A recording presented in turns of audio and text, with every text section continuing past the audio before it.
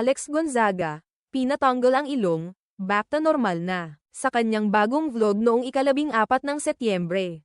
Ibinunyag ni Alex Gonzaga na ipinatanggal na niya ang Gore-Tex implant sa kanyang ilong matapos halos 2 taon mula nang siya'y sumailalim sa rhinoplasty. Ayon kay Alex, madalas na namumula ang kanyang ilong lalo na kapag malamig, pagod, o puyat, kaya nagpasya siyang ipatanggal ito para sa kanyang kalusugan at kaginhawaan. Napansin din umano ng mga malalapit sa kanya, gaya ni Tony Fowler, ang pamumula ng kanyang ilong. Si Dra. Vicky Bello ang parehong naglagay at nag-alis ng implant. Ipinakita ni Alex sa kanyang vlog ang buong proseso ng operasyon at recovery. At sinabi niyang mas masarap sa pakiramdam na bumalik sa natural na itsura. Dagdag pa niya, walang masama sa cosmetic procedures basta't pinag-iisipan at hindi ikinahihiya.